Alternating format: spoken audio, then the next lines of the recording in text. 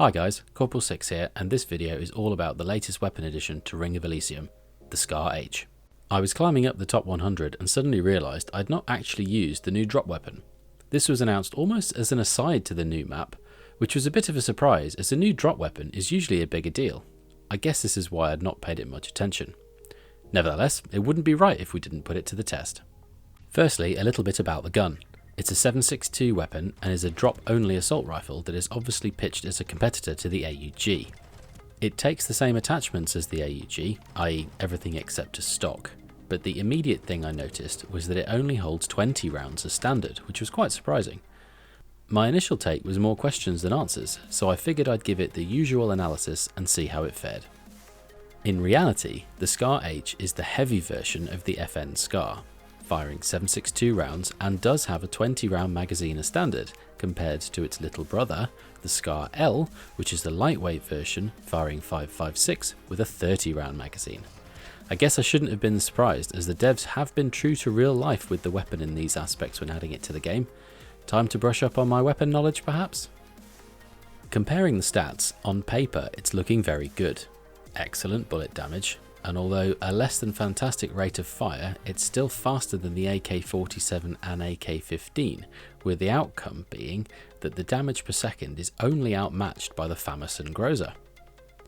Damage drop-off isn't until 100 meters, which is the longest in the AR category, and using our time to kill comparison, it's at the top of the pile, faster than any AR against a level 1 vest and only just beaten by the FAMAS for level 2 vests.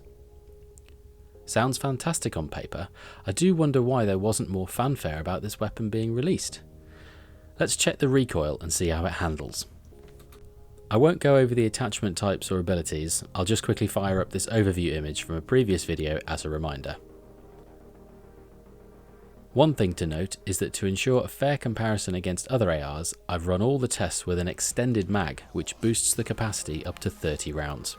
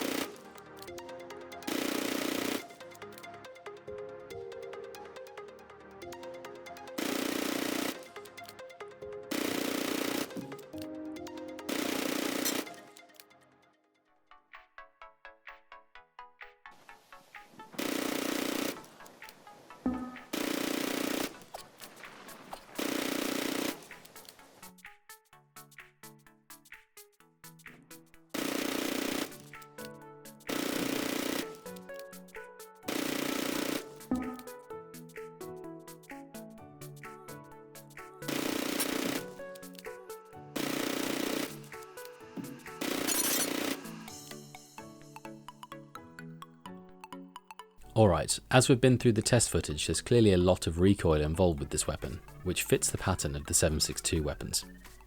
Let's throw up the AK-15 as a comparison, as it's probably the immediate alternative that's available outside of a drop. Comparing just the based weapons to start, actually there's not a lot of difference here.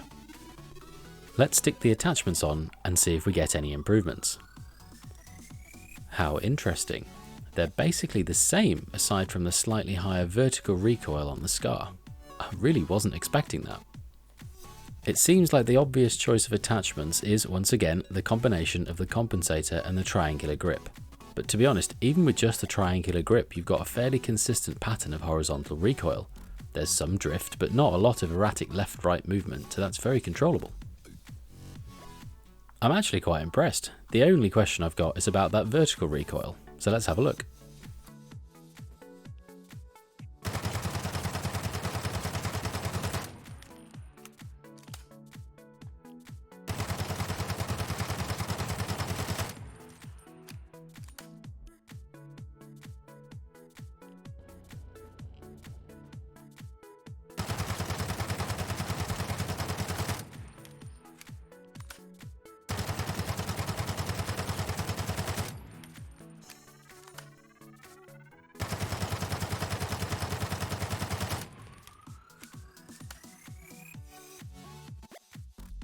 Quite a lot of horizontal movement, especially towards the end of the magazine, but that's exactly what we expect. Otherwise, it's fairly controllable, and I'd say it really does feel the same as the AK-15. I'm at a loss as to why Aurora haven't made more of a big deal about this gun. The only thing that lets it down is the 20 round mag, but if you've got an extended mag, I'd immediately switch from an AK-15 to the SCAR. Honestly, I think the 20 round mag is unfair, but I can see how the devs wanted to remain true to the real life weapon. What do you think? Do you agree? Let me know what your views are. If you like this video, please give it a thumbs up. I'm off to grab some stats and do some testing on the AEG now so we can do a proper airdrop weapon comparison. Make sure you subscribe so you don't miss it. Thanks for watching, and I'll see you in the next one.